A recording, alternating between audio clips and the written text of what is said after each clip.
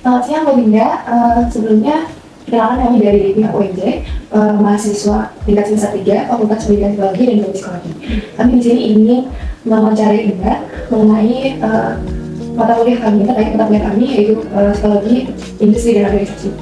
Sebelumnya perkenalkan nama saya Dinda, saya dari Departemen HC dan UGA. Saya untuk jabatannya ya spesialis pengembangan sistem human capital dan organisasi.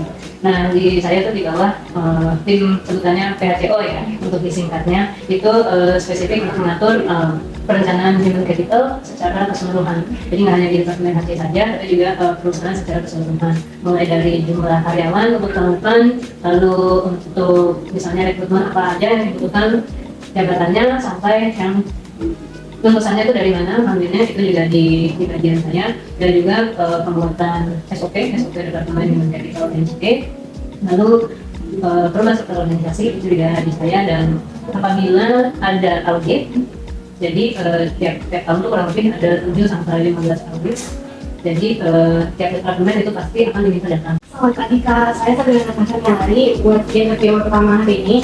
Jadi pertama tuh mau bertanya tentang rekrutmen dan seleksi di sini. Jadi pertama tuh proses rekrutmen seleksi di perusahaan ini tuh gambarannya kayak gimana sih? Oke, jadi pada dasarnya rekrutmen di sini kita bagi jadi dua. Satu, rekrutmen pro hire, satu lagi rekrutmen untuk manajemen trainee. Nah, kalau untuk pro hire itu stepnya lebih pendek dibanding yang manajemen trainee, pada dasarnya gitu. Kalau yang pro hire itu kita kurang lebih hanya 3 step, yaitu interview, lalu MCU atau medical check up di klinik yang kerjasama dengan vendor, lalu habis itu psikotes itu pun juga kerjasama dengan vendor. Nah, kalau MC itu lebih panjang rangkaiannya, nggak hanya 3 yang di atas yang sudah saya sebutkan, tapi juga ada tes bidang. Kita sebutnya tes bidang itu misalnya lulusan sipil, dia akan kita kasih pertanyaan tentang sipil, ujian sipil, arsitek, nanti akan kita ujikan yang seputar arsitek. Begitu tuh juga akuntansi dan PTM maupun teknik-teknik lainnya atau yang non teknik begitu. Nah, nanti akan ada juga kalau interview di pro hire itu kan interview langsung sama user, atau kan kita sebut user itu calon supervisor lah, calon direct supervisor. Nah, kalau di MT nanti interviewnya nggak langsung calon direct supervisor, tapi dengan VP, kita lihatnya sini VP, Vice President atau manajer terkait, misalnya manajer operasi, nanti akan interview teman-teman dari sipil, biologi, dan teknik lainnya. Gitu. Kan tadi step-stepnya lumayan banyak tuh. Biasanya ada kendala apa sih di rekrutmen dan seleksi ini? Kalau macam-macam sih biasanya tantangannya, karena MT kan jumlahnya banyak ya. Kita minimal satu batch MT itu setidaknya ada 30 orang yang kami terima. Kan yang kami terima 30, berarti kan yang kami filter itu ada banyak, bisa minimal 100. Nah, itu dari filter dari CV, lalu kondisi tes bidang dan sebagainya, itu yang jadi tantangan kami. Itu karena di sini kami rekrutmen kebetulan tidak ada reaksi khusus, tapi di tim saya, tim pengembangan sistem HC dan organisasi, saat ini dipegang oleh 3 tim. Jadi kami bertiga ini yang filter dari hulu sampai ke hilir. Perkenalkan, saya Alifah sebagai individu kedua pada hari ini. Saya ingin menanyakan terkait budaya organisasi dan karakter individu yang ada di PT Granata Sambita ini. Nah, apa aja sih nilai budaya yang penting gitu yang ada dalam PT Granata Sambita ini? Oke, kalau nilai budaya kebetulan kami BUMN ya, jadi kita bedakan ada yang namanya core value, ada yang namanya budaya. Kalau core value itu kita sama semua, yaitu akhlak ya. Nah, itu bisa dibilang memperkuat budaya kami yang singkatannya etik gitu. Nah, etik itu diantaranya entrepreneurship, profesional, dan sebagainya. Nah, kalau yang menggabungkan akhlak dan etik itu, jadi kan kami sudah ada budaya sendiri ya, budaya yang kita harus tangguh, kita harus bersikap profesional dan adaptif lah, kurang lebih adaptif, dan dibantu oleh dari Kementerian BUMN yang dibantu oleh akhlak. Nah, di situ kita menggabunginnya gimana? Kita menggabunginnya itu nilai yang sudah ada, yang sudah existing ya, itu kita perkuat dengan akhlak dengan cara menggabungkan apa yang sudah ada, menambahkan apa yang belum ada di FP. Nah, dari salah satu contohnya gini, singkatan dari akhlak itu adalah amanah. Amanah itu kan berarti kita diberi tugas, kita mengerjakan kan. Nah, di situ belum ada nih gaping di kami sebagai departemen HC mensosialisasi akhlaknya ini nggak 100% mulai dari nol, tapi menambahkan bumbu-bumbu yang sudah ada di gaping gitu. Kalau untuk karakter individu sendiri ada karakter individu yang khas nggak yang dicari oleh kepribadian kalian? Kalau karakter individu yang khas itu kita carinya yang sudah pasti loyal sama perusahaan, loyal dalam arti itu tidak terus-terusan apa ya, misalnya ada kan jenis karyawan yang 1 tahun bekerja sama perusahaan. Nah kita kalau bisa menghindari yang itu, meskipun kan tricky ya, kita tidak kayak cari menggali sifat orang dalam kesingkat kan agak susah gitu. Lalu yang kami cari itu juga orang yang sedang dia itu kuat secara mental lah. Kuat secara mental dalam arti misalnya ada tekanan dari kerjaan, entah deadline-nya mepet atau sebagainya, dan dia tuh tetap tidak boleh menyerah gitu, dia tetap akan mengerjakan apa yang menjadi pekerjaannya dia dan menyelesaikan pekerjaan tersebut. Yang berdasarkan Bunda Putri sebagai industri juga menanyakan perihal budaya kerja. Nah, pertanyaan pertama itu kira-kira seperti apa sih gambaran budaya kerja yang ada di perusahaan ini? Budaya kerja ya, budaya kerja kita karena BUMN, jadi kita bisa dibilang menghargai yang namanya chain of command. Chain of command itu mulai dari pengambilan keputusan sampai alur pekerjaan. Jadi misalnya saya ada pekerjaan, saya lapor ke direct supervisor saya gitu, direct supervisor saya lapor ke kepala departemen gitu. Meskipun tidak menutup kemungkinan saya misalnya ada pekerjaan yang langsung lapor ke kepala departemen, tapi itu tetap saya harus melaporkan juga ke bos saya gitu, meskipun hanya sekedar melaporkan. Nah, kalau pengambilan keputusan itu ya saya menunggu ibaratnya permasalahan, saya menunggu dari pimpinan saya untuk pengambilan keputusannya bagaimana begitu. Kalau misalnya ada yang harus saya ambil keputusan pada saat itu juga, saya harus melapor ke pimpinan saya. Mungkin itu berkaitan.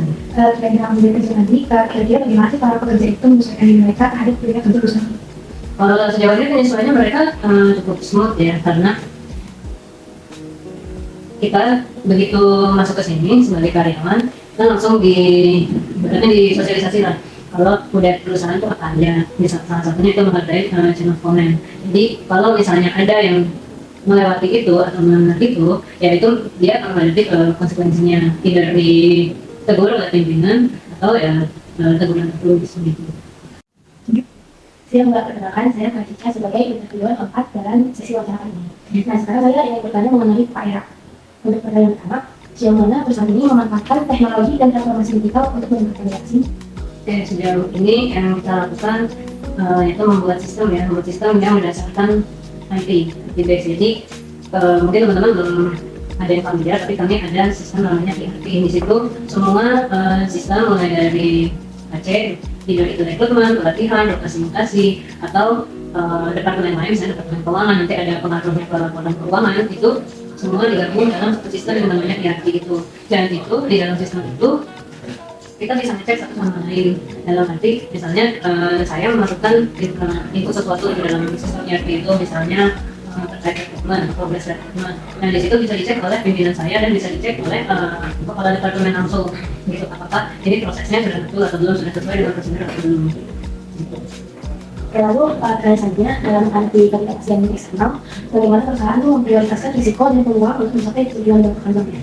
Oke, jadi di kami itu ada tim namanya manajemen risiko. Kita di departemen pengembangan bisnis dan manajemen risiko. Nah, di tim Menkes tersebut dia membantu teman-teman di sini kalau pusat maupun di proyek untuk menganalisa risiko-risiko yang akan terjadi atau yang telah terjadi itu apa aja. Nah, di situ pula teman-teman dari manajemen risiko ibaratnya membantuin kita untuk ide risikonya, nanti dampaknya akan seperti apa, tolong dibuatkan langkah-langkah untuk preventif itu seperti hal itu. Dan di situ baru kami dari departemen AC khususnya itu ide kita update prosedur atau kita membuat namanya work instruction itu berdasarkan risiko-risiko yang telah dimention dulu.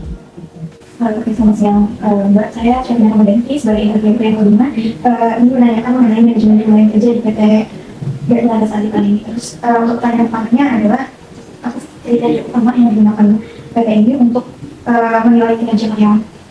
Oke, jadi untuk menilai kinerja karyawan itu kita ada caranya ke atas ya. Jadi saya menilai diri saya sendiri, dan di situ saya diskusi dengan direct supervisor saya. Nah itu baru ibaratnya di ACC lah oleh kepala departemen. Nah, pada saat saya mengisi KPI saya itu berdasarkan job desk saya. Berdasarkan job desk saya yang pernah saya kerjakan itu apa aja, dan saya menilai sendiri apakah itu sudah sesuai dengan target yang ditentukan oleh saya dan pimpinan saya atau enggak. Begitu apabila tidak tercapai, ya itu akan jadi evaluasi saya di semester depan, gitu, semester depan atau tahun ke depan, gitu. Karena kami penilaian KPI-nya itu untuk individu ya, itu 2 kali setahun, gitu. Nah kalau misalnya tercapai, ya itu berarti kan udah bagus ya, itu nanti semuanya akan ada total score-nya, gitu akan didaftarkan, baru dilaporkan ke tim saya yang handle KPI. Untuk kedua dengan kriteria yang tadi itu gimana manajemen di perusahaan menangani kinerja apabila di bawah standar atau adanya masalah kinerja yang muncul? Oke, kalau itu biasanya kerjasama sih antara departemen HC maupun departemen terkait di mana karyawan yang penilaian KPI-nya kurang ya.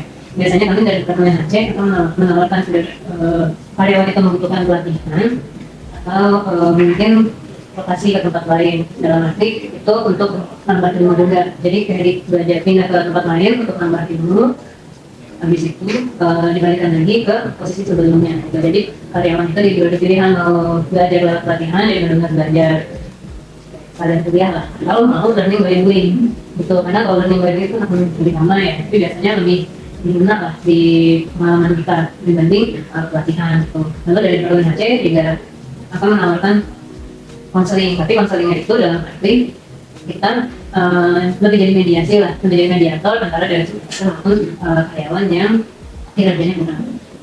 Selamat siang Mbak Dinda, perkenalkan nama saya Dinda Alisa dari Indonesia. Kali ini kita akan membahas tentang kebijakan keselamatan yang ada di perusahaan ini. Untuk pertama, di dalam perusahaan ini kebijakan seperti apa yang digunakan dalam kategori?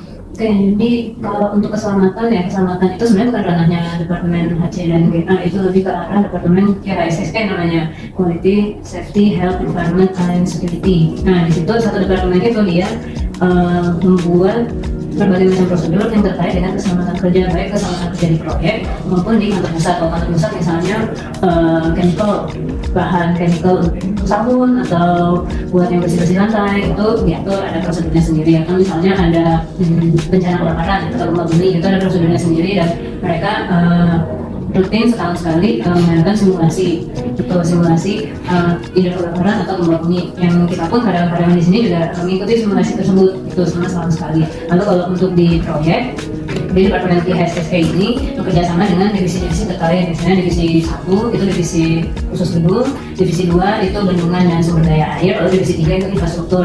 Nah ketiga divisi ini kan resikonya beda-beda. Ada yang gedung bisa jatuh dari ketinggian dan sebagainya, dan infrastruktur jalan itu juga beda risikonya. Nah di situ departemen KSSK itu membuat prosedur berdasarkan spesifik proyek masing-masing gitu untuk terkait kategorinya ya. Nah habis itu teman-teman di proyek itu yang menjalankan dan memberi laporan ke departemen KSSK gitu. Dalam waktu beberapa tahun belakang ini pernah terjadi suatu kecelakaan atau mungkin kesalahan dari kita pekerjanya dan bagaimana dari perusahaan kalau kecelakaan di kemudian itu pasti ada ya, karena kan ya itu bagian dari risiko pekerjaan juga. Nah preventifnya itu dari teman-teman di proyek, nanti kita nyebutnya pejabat proyek.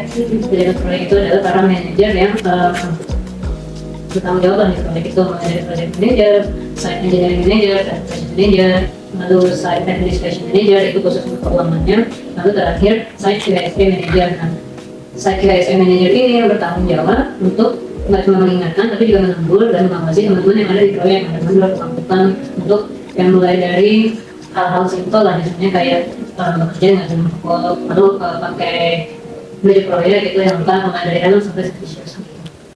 Baik, terima kasih atas jawabannya. Selamat siang lagi. Terima kasih.